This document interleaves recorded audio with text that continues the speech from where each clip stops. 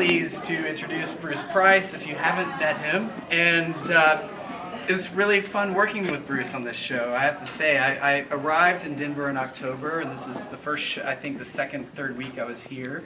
Went to Bruce's studio, and this show was instigated because of the whole Spun theme, as you know, by this point I hope anyways, and that's why I'm wearing this word Spun.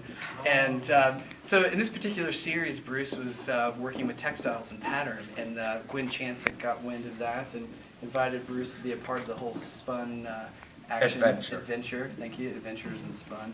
But then I think we've taken it to a different level, and I wanted to just take this opportunity to thank Bruce for being a part of this, but also I thought we'd just talk about the work a little bit, since we have your undivided attention. This is an incredible turnout. And Bruce is amazing! some fans, so it's really special. So thank you for...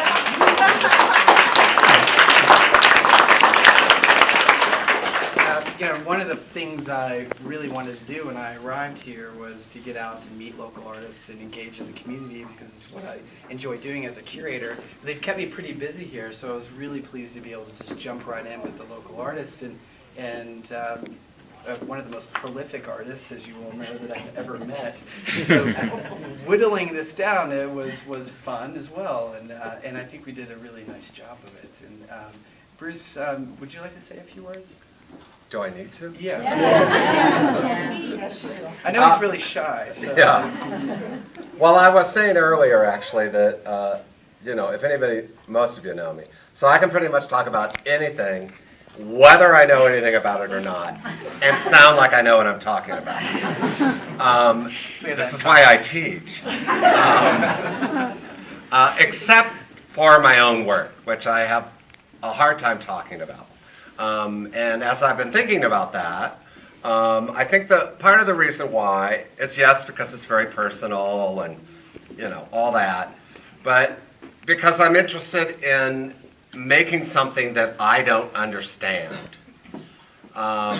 So it's always, trying to work in not knowing what you're doing and finding that place where you're right on the edge of, like, I'm not sure what the hell this is, but it sure looks good.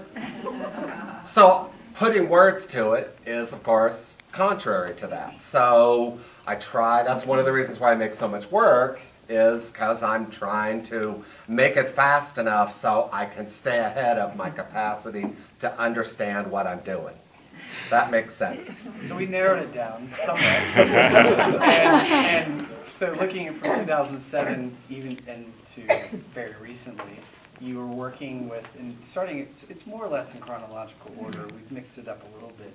But what was interesting initially, the sort of jumping off point, was you're sort of taking fabrics, and there's this autobiographial element, and sort of stealing clothing from your relatives and in the room maybe, and but then as I got to know you and hear more about this sort of discovery and pushing limits, I think one of the more interesting things for me was this idea of emergence theory and this idea of patterns, and you sort of purposely disrupting those patterns. And I wonder if you might talk about that, and if we could, is that too obtuse?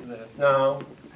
Well, I am interested in emergent theory, which is the notion that, it's a move from chaos, from being disorder, to chaos being a kind of order, and which happened at the 60s, 70s, 80s, particularly with the Mandelbrot set.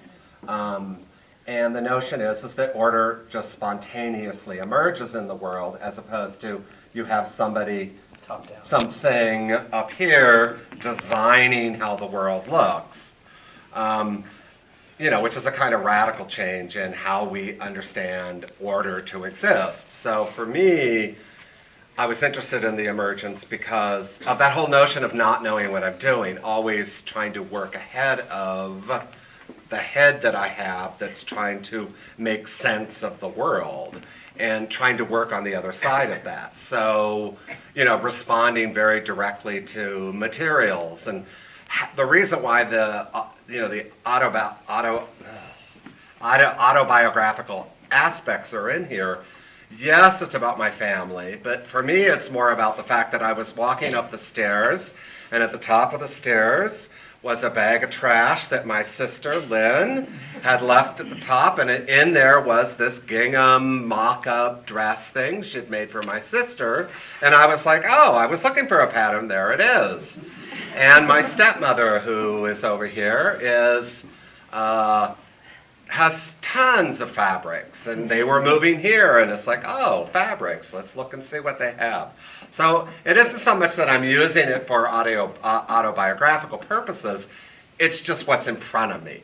So I'm always trying to respond to just what is happening in front of me. So I think that's an incredible awareness that you realize you're part of these patterns, part of this emergence Right. around you. And I think it's incredibly brave the way you continue pushing these patterns. And it seems abstract. I think it's, when you start talking about these things, it's something that affects all of us. And I think it is very accessible in that way. And I think there's something very beautiful about it as well. Well, thank you. Yeah. But I don't want to take up too much of your time. That's talking okay. about Well, are there this. questions? So, I'm much better responding to questions than making stuff up, which is why I teach. anyway. When are you gonna clean the microwave? I got it half clean, though. Hey, it's my microwave. I'm glad John chimed in here because what's also interesting about this show is it's also a very pivotal moment in that you're going in your 3D direction. Right. And so I would be remiss if I didn't mention the Follies. And when Gwen went to meet Bruce the first time, he had made 2 or 3 of these things because he's sharing a space with John McEnroe, and he started exploring with the 3-dimensional. And so maybe you could talk about them more, but the idea of Follies and why you're calling them Follies, maybe?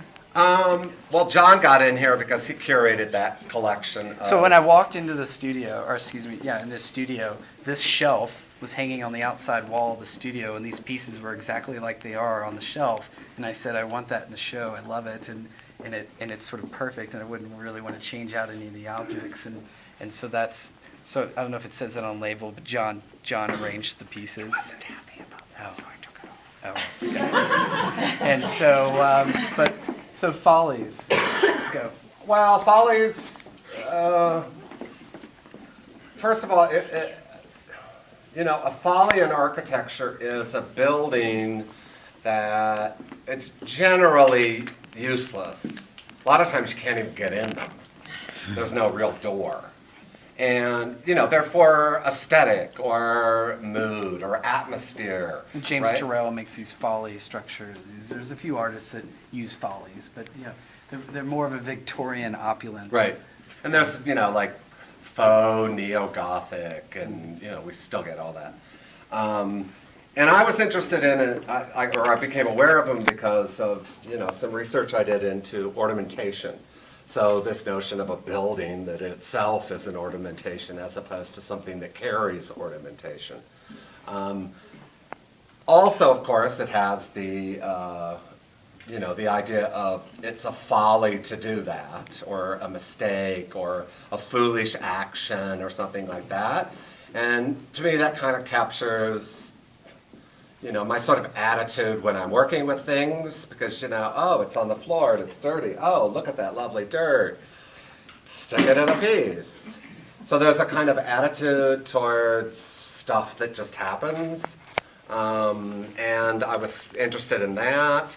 And then, of course, there's also a folly as in a parade or, a production that is, effervescent. Well, there's a word. And so I was interested in all those kinds of meanings, not in just a simple, Sure. Kind of meaning. And then, it's made of paper and it's object. But the objects come from where? They're from pieces that maybe didn't make it in the 2D world? And these There's particular some of pieces, that, probably. You've well, I remember you telling me that you took some from I did take some stuff that didn't work. Right. Because I have a big stack of stuff that doesn't work. And I love that. Whatever that is. It has this new life and it works.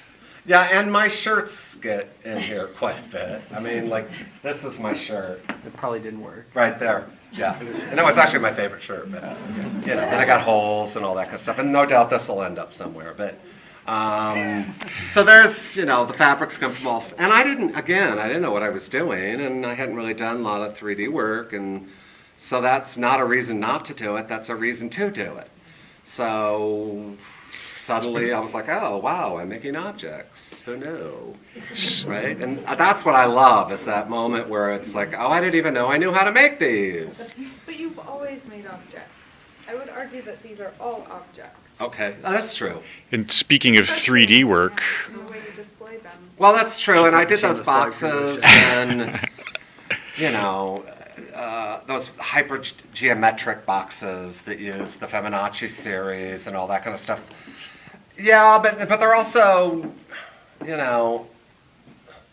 a way of, painting object as a sculpture, as a painting. And I've sat more in painting, and these to me are different because it's more an object that is painted than a painting that's an object.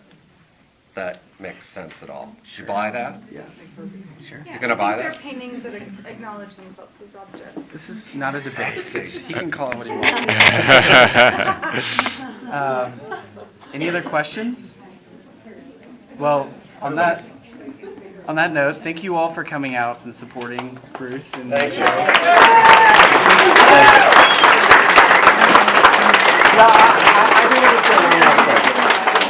I do want to say one last thing.